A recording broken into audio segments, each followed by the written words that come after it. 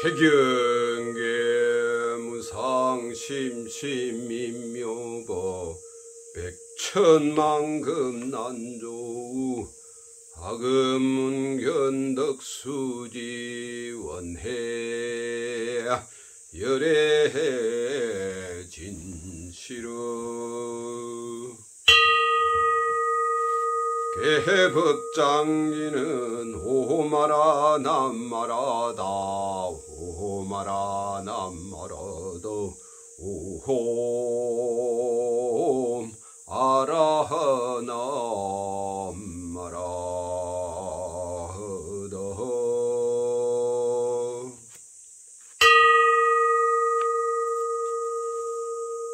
관무량수경 제1장 서분 제1절 기사굴산의 큰 법회.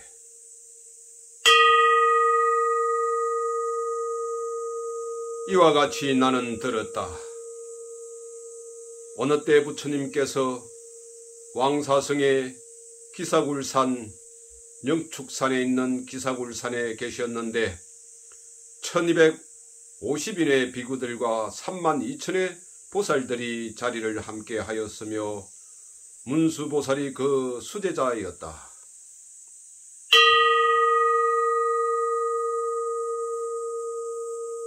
제2절 부왕을 가둠.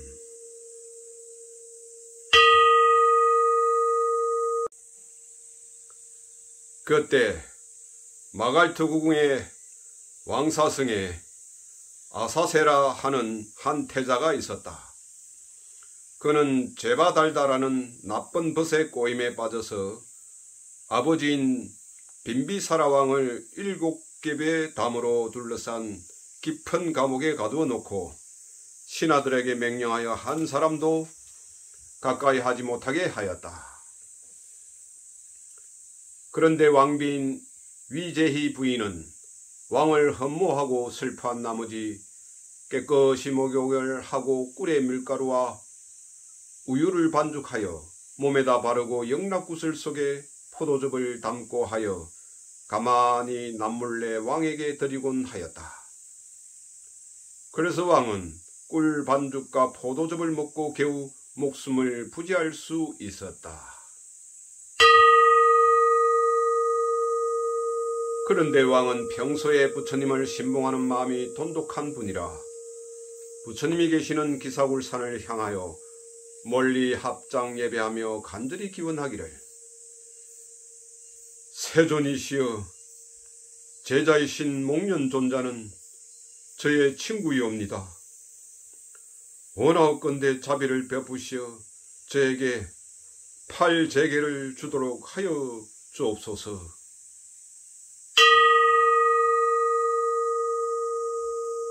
그때 기사굴산에 있던 목련존자는 이 간절한 소원을 듣고 마치 새 매와 와도 같이 재빨리 왕이 갇혀있는 감옥에 이르러 왕을 위로하며 왕에게 팔제계를 일러 주었다.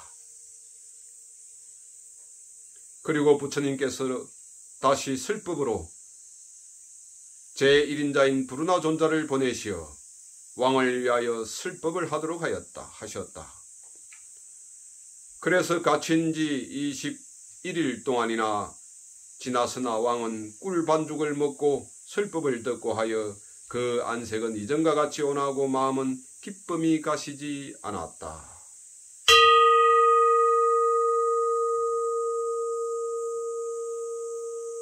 제3절 어머니를 가둠.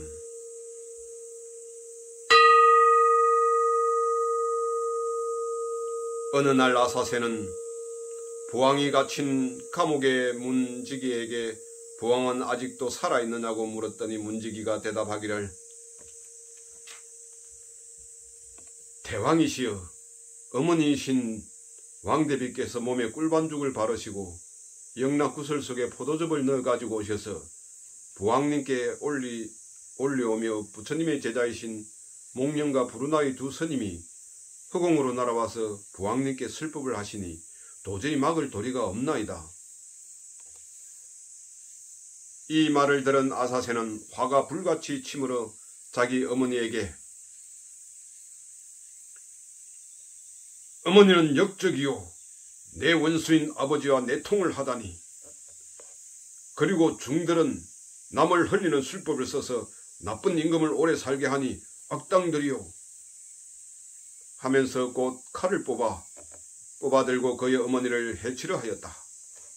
그때 월강이라는 총명하고 지혜가 많은 대신이 있었는데 그는 유명한 의사이기도 한 기바 대신과 함께 왕 앞에 나아가 절을 하고 왕에게 여쭈기를 대왕이시여 신들이 저 베다 성전의 말씀을 듣건대 개벽 이래 오늘에 이르기까지 여러 왕들 나쁜 왕들이 왕위를 탐하여 그 부왕을 살해한 자는 무려 18,000명이나 된다고 하오나 아직 일찍이 무도하게 자기 어머니를 시해했다는 말은 듣지 못하였습니다.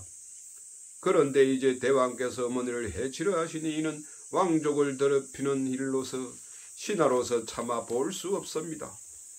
그러한 짓은 천한백정만도 못한 짓이오니 저희들은 여기에 더 머물러 있을 수 없습니다. 라고 말하자 곧 칼을 뽑을 듯이 칼자루에 손을 대고 몇 걸음 뒤로 물러섰다. 이 말을 듣고 아사새 왕은 크게 놀라고 기가 죽어서 황급히 기바 대신에게 말하기를 그대는 나를 도와주지 않으려는가? 라고 하니 기바 대신이 여쭈기를 대왕이시여 부디 상가하시고 어머니를 살해하지 마소서. 왕은 이 말을 듣고 뉘우쳐 두 대신에게 사과하고 도와주기를 청하였다.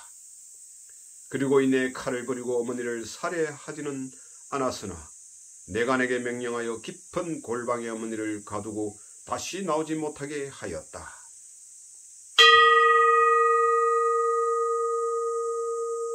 제4절 고해를 싫어함.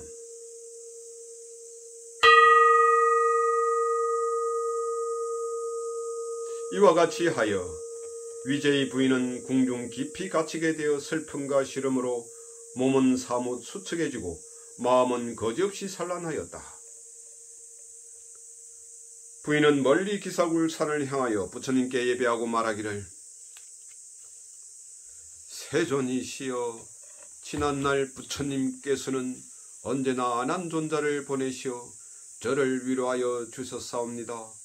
저는 지금 깊은 시름에 잠겨 있사오나 거룩하신 부처님을 배울 길마저 없사옵니다. 원하옵건대 목련존자와 안한존자를 보내시어 저를 위로하게 하여 주옵소서. 이와 같이 말하며 슬픔이 복받쳐 하염없이 눈물을 흘리며 멀리 부처님 계시는 곳을 향하여 다시금 예배를 드렸다. 그런데 부인이 미처 머리를 들기도 전에 부처님께서는 위제의 부인의 애틋한 하소연을 살피시고 곧 목련과 안한에게 명하시어 흑궁으로 날아가도록 하시고 부처님께서도 기사굴산에서 호련의 자취를 감추시어 바로 왕궁에 놔두셨다. 그때 위제의 부인이 예배를 마치고 머리를 들자 천만 뜻밖의 부처님께서 찬란한 작은 자마금색의 몸으로 백천보배로 이루어진 연꽃 위에 앉아 계심을 배울 수 있었다. 그리고 목련존자는 그 왼편에 안한존자는 오른편에 모시었고 제석천과 범천과 사대천왕 등 여러 천신들은 후공중에 머물러 하늘꽃을 비 내리듯 뿌리며 부처님께 공양하였다. 이때 위제의 부인은 부처님을 배웁자 스스로 영락 목걸이를 끊어버리고 몸을 가누지 못하며 흐느껴 울면서 부처님께 살해기를 세존이시여 저는 과거 숙세에 무슨 죄가 있사옵기에 이러한 악독한 아들을 두게 되고 부처님께서는 또한 무슨 인연으로 제바달다와 같은 나쁜 무리와 친족이 되셨사옵니까?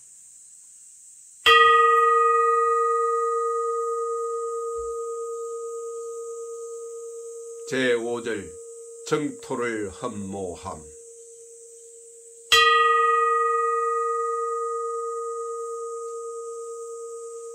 문화없나니 세존이시여 저를 위하여 괴로움과 번뇌가 없는 처소를 자상하게 말씀하여 주옵소서.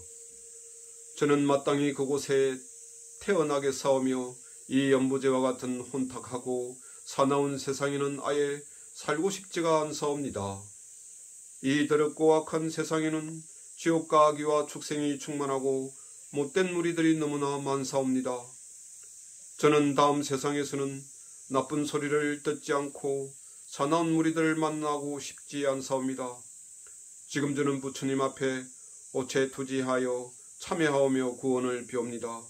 진정으로 원하옵나니 중생의 태양이신 부처님께서는 저에게 청정한 업으로 이루어진 안락한 세계를 보여주옵소서.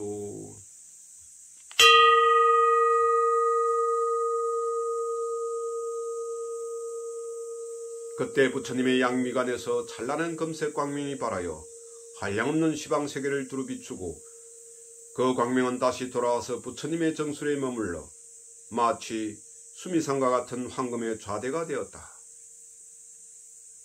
그리고 시방세계 모든 부처님들의 청정미묘한 불국토는 모두 그 가운데에 나타나 있었다.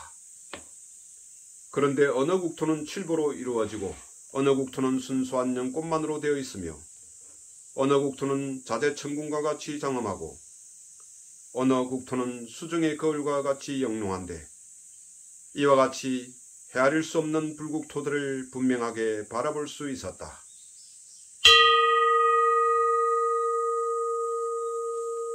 위제이 부인은 부처님께 사례어 말하기를 세존이시여 이러한 여러 불국토는 모두 다 청정하고 강명이 충만하옵니다. 그러나 저는 그 중에서도 아미타불이 계시는 극락세계에 가서 태어나고자 원하옵니다.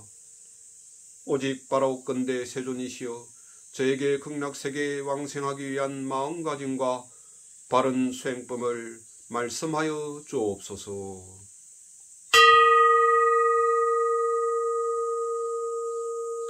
이 말을 들으신 부처님께서는 미소를 지으시며 오색의 광명이 부처님 입에서 나와 그 찬란한 빛은 갇혀있는 빈비사라왕의 머리 위를 비추었다. 빈비사라왕은 비록 옥중에 갇혀있는 처지였으나 문득 마음의 눈이 훤히 열려 멀리 부처님을 배우고 엎드려 예배를 드리고 나니 자연히 욕계의 번뇌가 끊어지고 다시 욕계에 물러나지 않는 안함과의 경계를 성취하게 되었다.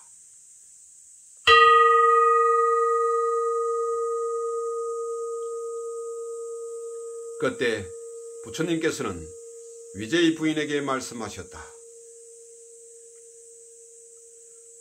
부인은 잘 모를 일이나 아미타불은 결코 멀리 계시는 것이 아닙니다. 부인은 마땅히 마음을 가다듬어 청정한 업으로 이루어진 저 극락세계를 자세히 관찰해 보십시오. 나는 지금 부인을 위하여 널리 가지가지의 비유를 들어 다음 미래 세상의 모든 중생들도 청정한 업을 닦아서 서방 극락세계에 왕생할 수 있도록 하겠습니다. 그런데 저 극락세계에 왕생하고자 하는 이는 마땅히 세 가지의 복을 닦지 않으면 안 됩니다. 그 첫째로는 부모에게 효도하고 스승과 어른을 받들어 섬기며 자비한 마음으로 살생하지 말고 지성으로 십선업을 닦는 것입니다.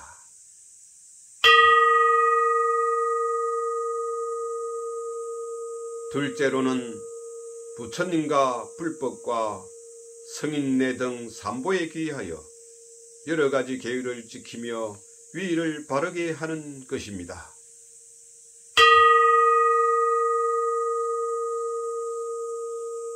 셋째로는 위없는 진리를 깨닫고자 하는 보리심을 내어 깊이 인과의 도리를 믿고 대성경전을 독송하며 한편 다른 이에게도 그렇게 하도록 힘써 권면해야 합니다. 그래서 이러한 세 가지의 수행을 극락세계에 왕생하는 청정한 업이라 하는 것입니다.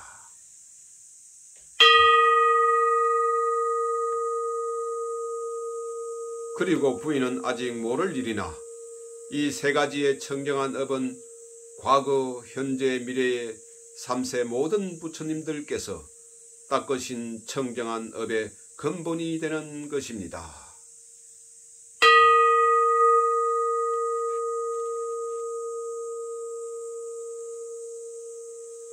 제6절 극락세계 관찰의 인연.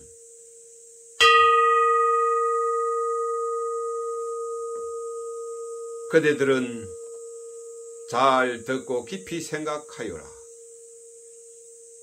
내가 이제 번뇌에 시달림에 괴로워할 미래 세상의 모든 중생들을 위하여 청정한 선업을 말하리라.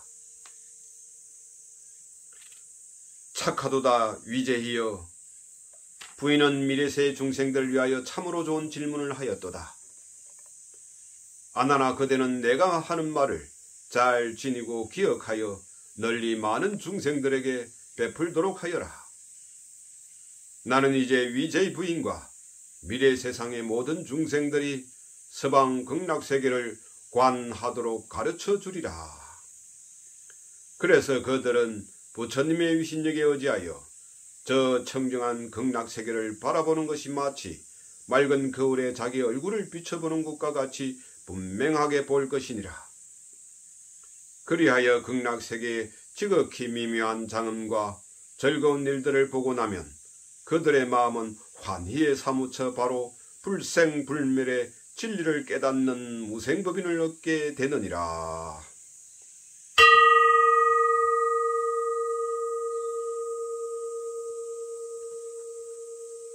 부처님께서는 다시 위제의 부인에게 말씀하셨다. 부인은 아직 생사를 깨닫지 못한 범부인이 그 마음이 여리고 얕으며 미처 천안통을 얻지 못했으니 멀리 볼 수는 없습니다. 오직 부처님의 부사의한 방편에 의해서만 저 극락세계를 볼 수 있는 것입니다.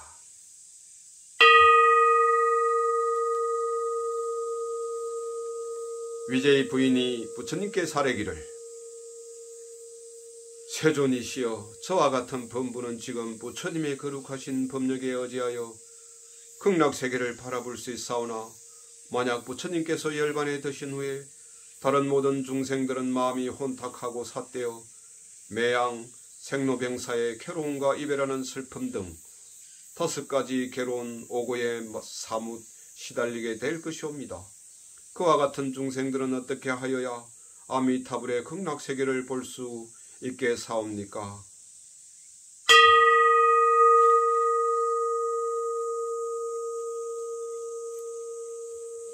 제2장 정종분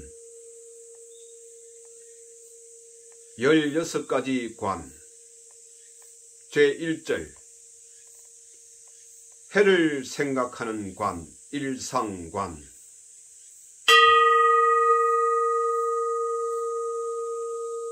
부처님께서 위제의 부인에게 말씀하셨다. 부인이여, 그대와 중생들은 마음을 가다듬고 생각을 한 곳에 집중하여 서쪽을 생각하시오. 그리고 어떠한 생각을 하는가 하면 모든 중생들은 태어나면서부터 소경이 아니고 눈이 있는 사람은 누구나 해가 지는 것을 볼 것이니 서쪽을 향하여 단정히 앉아서 해를 똑똑히 보도록 하시오. 그리고 나서 마음을 굳게 간직하여 생각을 움직이지 말고 곧 지려는 해가 마치 서쪽 하늘에 매달린 북과 같음을 보도록 하시오.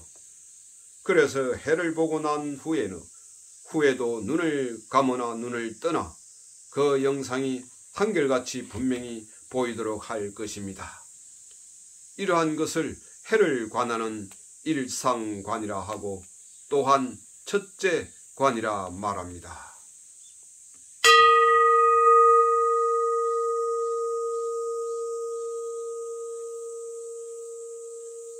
제2절 물을 생각하는 관, 수상관.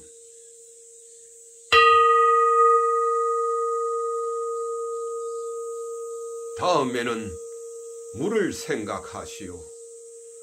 물이 맑아서 투명함을 생각하여 그 영상이 분명하게 남아서 흩어지지 않도록 해야 합니다. 그리고 이미 물을 보았으면 다음에는 얼음을 생각하시오. 그 얼음이 투명하게 비침을 보고 나서 다시 유리를 생각하도록 하시오. 그리고 이 생각 다음에는 유리로 된 땅에 암박히 환히 꿰뚫어 비침을 생각하시오. 그리고 그 밑에는 금강과 칠보로 된 황금의 당이 유리 같은 대지를 팔방으로 바치고 있고, 또한 그 황금의 당은 팔모로 이루어지고 그 낱낱의 맨마다 100가지 보배로 꾸며져 있으며, 알날의 보배 구슬에서는 1000가지 광명이 빛나고 그 한 줄기 광명마다 84,000의 빛이 있어 유리의 대지에 비치는 것이 마치 억천의 해와 같이 빛나서 눈이 부시어 볼 수 없습니다.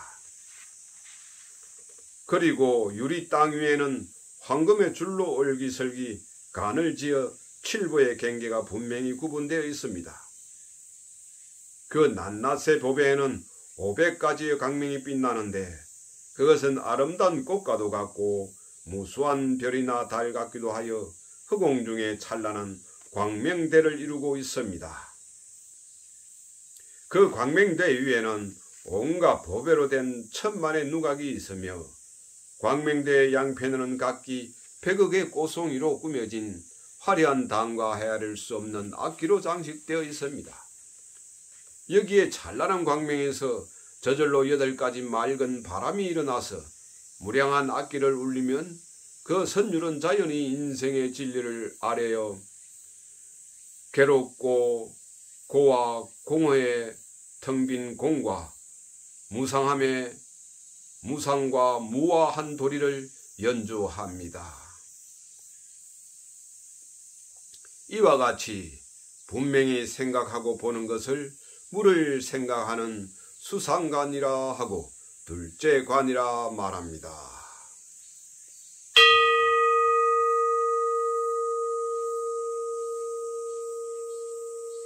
제3절 땅을 생각하는 관, 지상관.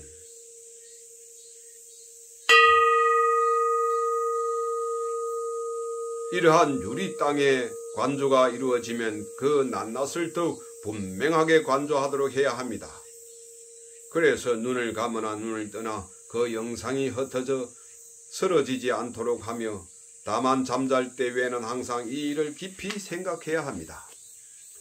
이와 같이 생각하면 극락세계를 대강은 보았다고 하겠으나 더욱 깊이 관조하여 마침내 삼매를 얻으면 실제로 저 극락세계를 분명히 보게 되는 것입니다.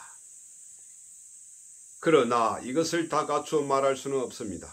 이러한 것을 땅을 생각하는 지상관이라 하고 셋째 관이라 말합니다.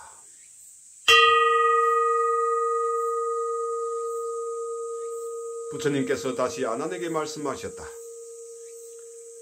아난아, 그대는 내 말을 마음에 깊이 간직하였다가 미래 세상의 중생들 중에서 고통에서 벗어나고자 하는 이들을 위하여 이러한 땅을 관하는 법을 말하여 주어라.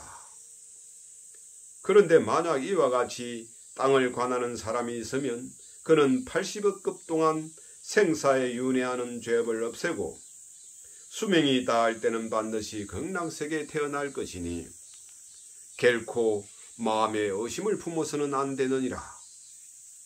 그래서 이와 같이 관조하는 것을 올바른 정관이라 하고 달리 관조하는 것을 삿된 사관이라 하느니라.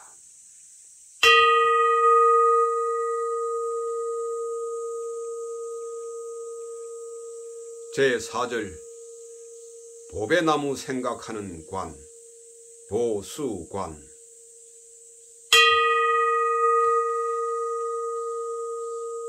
부처님께서는 다시 아난과 위제의 부인에게 말씀하셨다.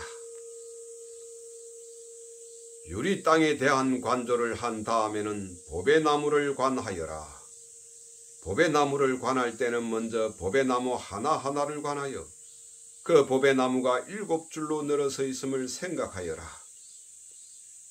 그 보배 나무는 나무마다 높이가 8,000곱줄로 늘어서 있음을 생각하여라. 그 보배 나무는 나무마다 높이가 8,000유순이나 되며 모든 보배 나무는 7보의 꽃과 잎을 달고 있느니라. 그리고 낱낱의 꽃과 잎은 또한 여러 가지 보배의 빛깔로 이루어졌는데 유리에서는 황금빛이 나고 수정에서는 붉은빛이 나고 만우에서는 자거의 빛이 자거에서는 푸른 진주빛이 나느니라. 그 밖에 산호와 호박과 모든 여러 보배로 꾸며져 있느니라. 그리고 미묘한 진주의 그물이 보배나무 위에 두루 덮여 있는데 그 진주 그물은 나무마다에 7겹으로 둘러 있느니라. 그 그물 사이마다 500억의 아름다운 꽃 궁전이 있는데 마치 범천의 궁전과 같으니라. 그 안에는 천상의 동자들이 천년스럽게 논일고 있는데 그들은 제각기 500억의 많이 보주로 이루어진 영락구슬을 걸고 있느니라. 그런데 그 많이 보주의 광명은 100유순이나 멀리 비쳐 마치 100억의 해와 달을 한데 모아놓은 것과 같아서 이루 말할 수 없느니라. 이와 같이 온갖 보배가 사이사이 섞여 그 빛깔은 어디에도 비교할 수 없느니라. 이러한 보배나무들이 알맞게 줄지어 서 있고 잎사귀마다 서로 이어져 있으며 잎새 사이마다 미묘한 꽃이 피고 그 꽃에는 자연히 7가지 보배 열매가 열려 있느니라. 그리고 그 낱낱의 나무 잎은 가로 세로가 한결같이 25유순이나 되며 그 잎은 1000가지 색깔의 100가지 무늬가 아롱져 마치 천상의 영락과 같으니라. 이러한 아름다운 꽃송이들은 연부당금의 찬란한 금빛으로 빛나며 불바퀴처럼 화륜처럼 잎 사이를 선연하게 돌고 있느니라. 그리고 꽃봉오리에서 온갖 열매가 솟아남이 흡사 무엇이든 원하는 대로 나오는 제석천의 보배병과도 같으니라. 그런데 이러한 모든 눈부신 광명은 그대로 깃발로 변하여 헤아릴 수 없이 많은 보배일산이 되느니라. 보배일산 속에는 3000대천세계의 모든 불사가 비치어 나타나고 시방세계의 불국토도 또한 그 안에 나타나 있느니라. 이와 같이 보배나무를 관조하고 나서 다시금 차례대로 낱낱이 이를 관하되 보배나무의 줄기나 가지나 잎과 꽃, 열매 등의 영상을 분명히 지녀야 하느니라. 이러한 것을 보배나무를 생각하는 보수관이라 하고 넷째 관이라 말하느니라.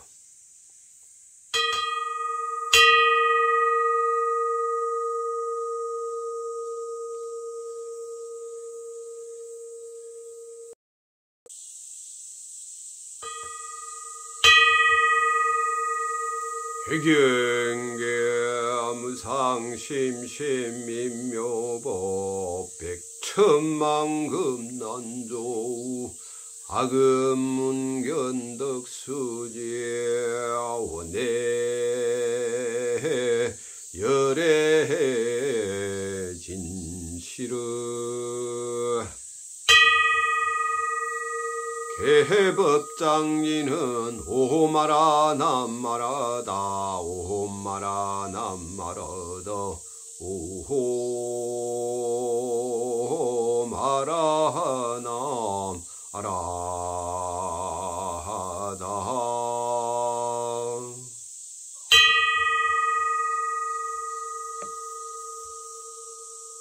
관무량수경 제2장 정종군 제5절 팔공덕수 생각하는 관 보배보자 연못지자 볼관자 보지관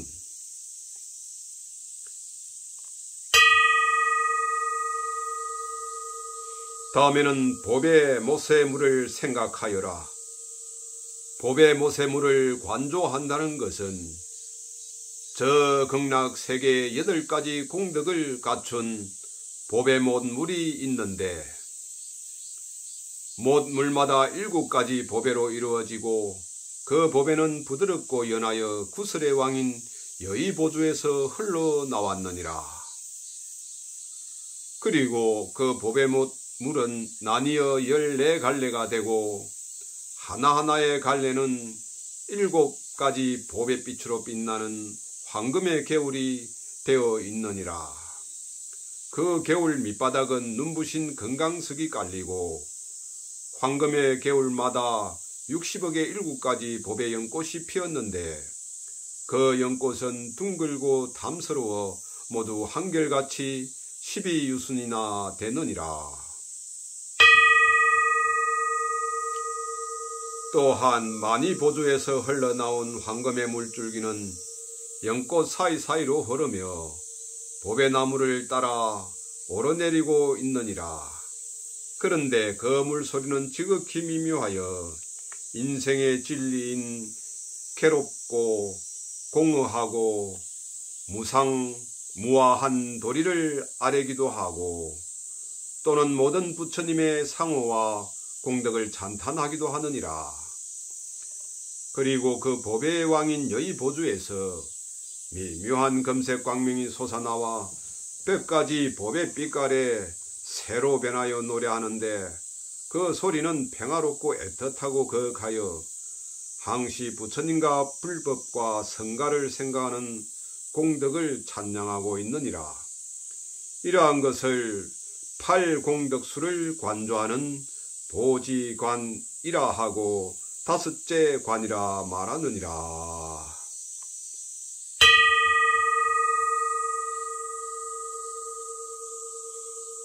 제6절 보배 누각 생각하는 관, 보루관.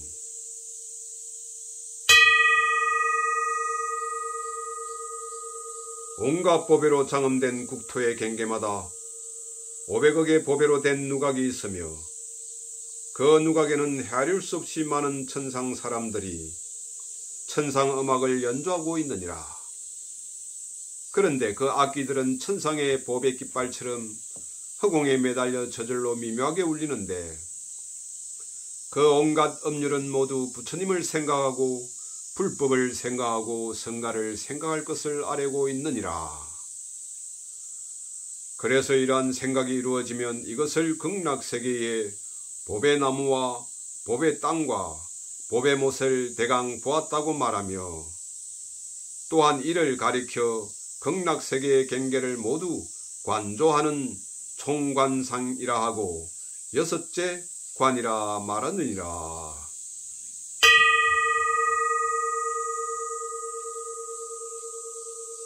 그리고 만약 이와 같이 관조하는 사람은 무량억급 동안의 무거운 악업을 없애고 숙명이 다하면 반드시 저 극락세계에 태어나느니라.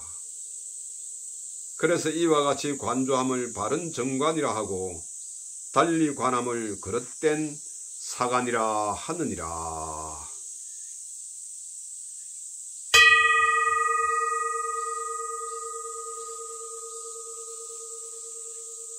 제7절 연하대 생각하는 관, 화좌관.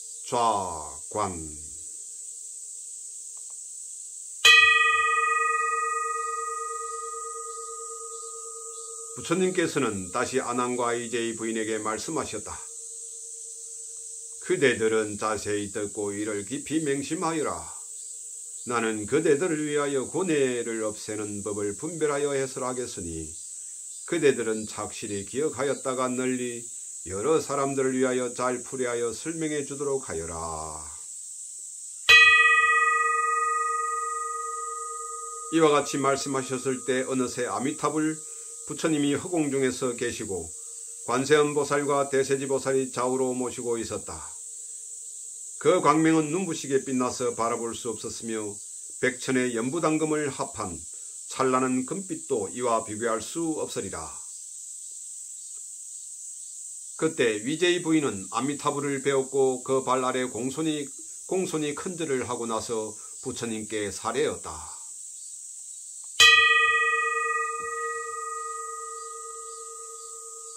세존이시여, 저는 지금 부처님의 위신력에 의지하여 아미타 부처님과 두 분의 보살님을 배울 수 있었사옵니다. 그러나 부처님께서 열반에 드신 뒤에 미래 세상의 중생들은 어떻게 하여야 아미타 부처님과 두 분의 보살님을 배울 수 있겠사옵니까?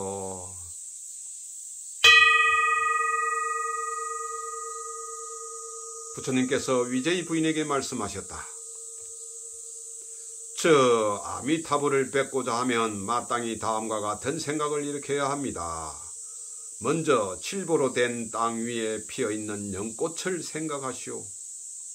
그리고 그 연꽃의 꽃잎마다 100가지 보배의 빛깔이 있고 그 꽃잎에는 84,000의 줄의 연맥이 있는데 마치 천상의 그림같이 아름다우며 그 연맥에는 또한 84,000의 광명이 빛나고 있음을 분명하게 보도록 해야 합니다. 그리고 그 작은 꽃잎이라도 길이와 넓이가 250유수이나 되는데 한 연꽃에는 84,000의 꽃잎이 있고 꽃잎 사이마다 100억의 마니보주로 장식되어 있습니다. 낱낱의 마니보주는 또한 1천의 광명을 발하여 일상과 같으며 칠보로 합성되어 두루 땅 위를 덮고 있습니다. 그리고 마니보주로 이루어진 연화대는 8만의 금강석과 견숫가부와 법마니보와 묘진주의 그물로 장엄되어 있고 그 연화대 위에는 자연히 4개의 법의 당번이 세워졌는데 그 하나하나가 마치 100천만억의 수미산과 같습니다. 그리고 그 당번 위의 법의 휘장은 야마천의 궁전과 같으며 500억의 미묘한 법의 구슬로 찬란하게 꾸며져 있습니다. 그리고 그 법의 구슬마다 84,000의 광명이 빛나고 그 낱낱의 광명은 또한 84,000의 색다른 금색을 지니고 있는데 이러한 헤아릴 수 없는 찬란한 금색 광명이 법의 땅 위에 두루 펼쳐 있습니다. 그 광명은 곳곳마다 변하여 가지가지의 다른 행상을 이루는데 혹은 건강대가 되고 혹은 진주의 그물이 되고 혹은 여러가지 꽃구름이 되기도 하여 온갖 방면에서 마음대로 변하여 불사를 이루고 있습니다. 이러한 것을 연화대를 관조하는 화좌관이라 하고 7째 관이라고 말합니다. 부처님께서 다시 아난에게 말씀하셨다.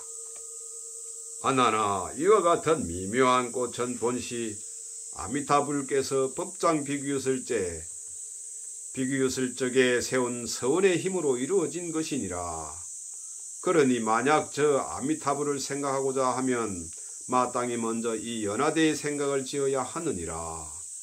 그런데 연화대를 생각할 때는 다른 번잡한 관을 하지 말고 하나하나의 꽃잎, 알날의 구슬, 낱낱의 광명, 하나하나의 꽃받침, 낱낱의 당번 등을 생각하며 마치 거울 속에서 자신의 얼굴을 보듯이 그 영상을 분명히 해야 하느니라.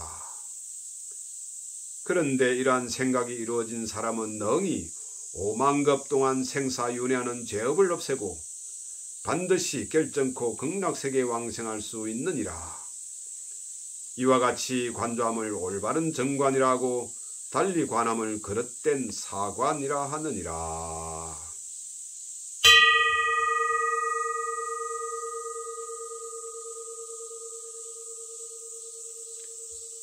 제8절 형상 생각하는 관, 상상관.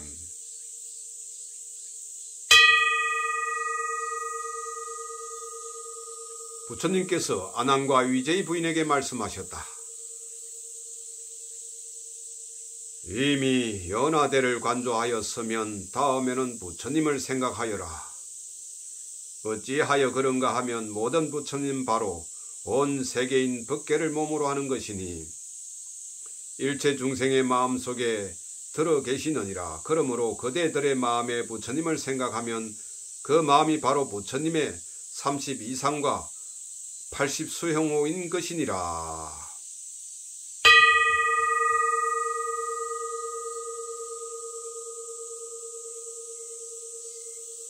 이 마음으로 부처님을 이루고 또한 이 마음이 바로 부처님이니라. 모든 부처님의 위없는 바른 지혜는 마음에서 생기는 것이니 마땅히 일심으로 생각을 골똘히하여 저 아미타불과 그 지혜 공덕인 열의 응공 정변지를 깊이 관조해야 하느니라.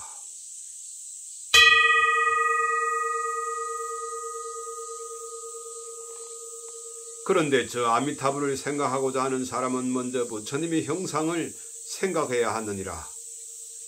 눈을 뜨거나 감거나 마음을 한결같이 하여 연부당금의 자마금색과 같이 찬란한 하나의 부처님 형상이 저 연꽃 뒤에 앉아있는 모습을 관조해야 하느니라.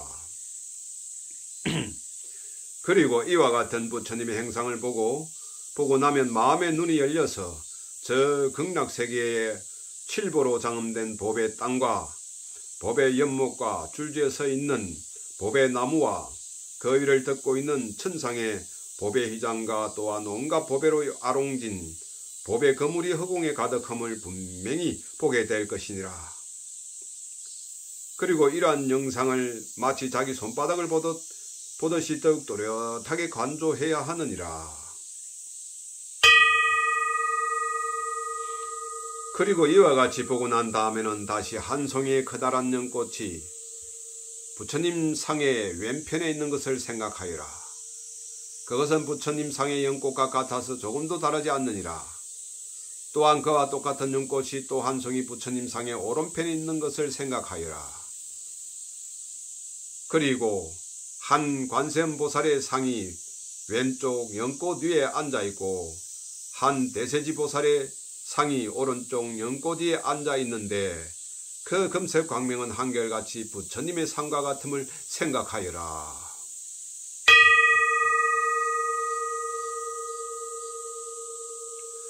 그리하여 이러한 생각이 이루어지면 부처님의 상과 두 보살의 상은 모두 광명을 발하느니라.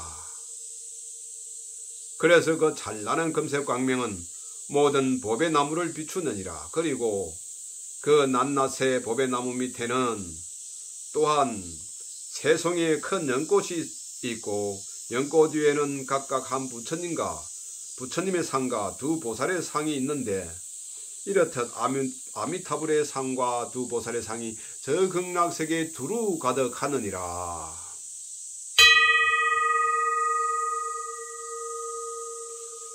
그리하여 이와 같은 생각이 성취되었을 때 관하는 수행자는 극락세계에 흐르는 물과 강명과 모든 법의 나무와 기러기와 원앙새 등이 모두 미묘한 법문을 아뢰고 있음을 알아듣게 되느니라. 그래서 선정에 들 때나 선정에서 나올 때나 항상 미묘한 법문을 들을 것이니 수행자는 선정에 들었을 때 들은 바를 잘 기억하였다가 선정에서 나온 뒤에 경전의 가르침과 맞추어 보도록 해야 하느니라. 그것이 만약 경전과 맞지 않으면 이를 망상이라 하고 경전과 합당하면 이를 거친 생각으로 극락세계를 보는 것이라 하느니라. 그런데 이와 같이 부처님과 보살의 형상을 생각하고 관조함을 상상관이라 하고 또한 여덟째 관이라 하느니라.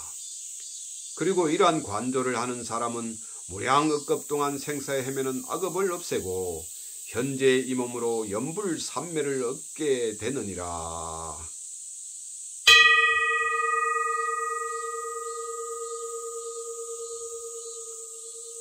제9절 부처님의 몸 생각하는 관, 진신관.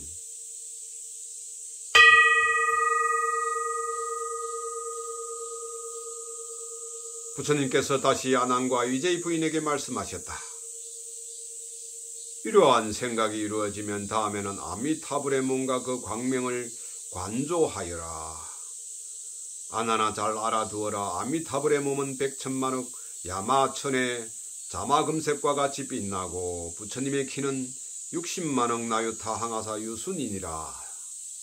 그리고 그 미간의 백호는 오른쪽으로 우아하게 돌고 있는데 마치 5 수미산을 합한 것과 같고 부처님의 눈은 4대해의 바닷물처럼 거하여 푸르고 흰 동자가 분명하느니라.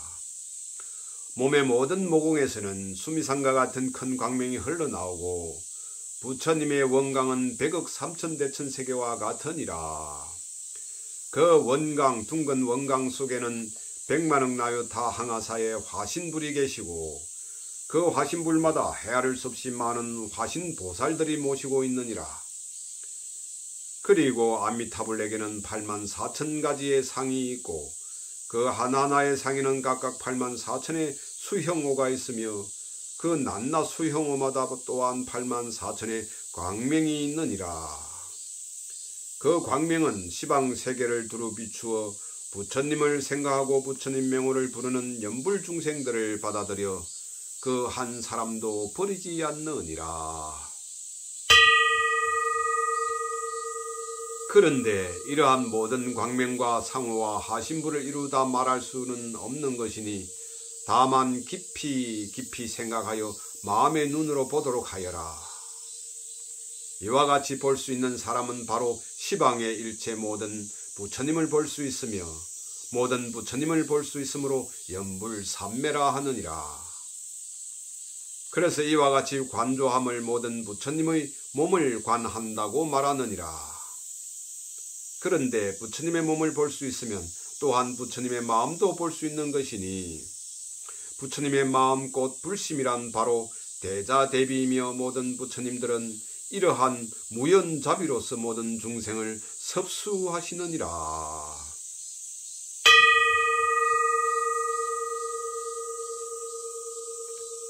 이와 같이 관조할 수 있는 사람은 내생에는 여러 부처님의 회상에 태어나 생사를 깨닫는 무생법인을 얻게 되느니라. 그러므로 지혜로운 사람은 마음을 오로지 하여 착실히 아미타불을 관조해야 하느니라. 그리고 아미타불을 관조할 때는 한 가지 상호로부터 보아 들어가야 하는데 다만 미간 100호만을 관조하여 그 영상이 분명하도록 관하기도 하느니라. 그래서 미간 100호를 볼 수 있으면 부처님의 8만 4천 상호가 저절로 앞에 나타나는데 이렇듯 아미타불을 볼 수 있는 사람은 시방세계에 헤아릴 수 없는 모든 부처님을 볼 수 있느니라. 또한 무수한 부처님을 볼 수 있으므로 부처님으로부터 미래에 성불한다는 수기를 받게 되느니라. 이러한 것을 일체 부처님의 몸을 관조하는 진신관이라 하고 또한 아홉째 관이라 하느니라. 그리고 이와 같이 관조함을 바른 정관이라 하고 달리 관함을 그릇된 사관이라 하느니라.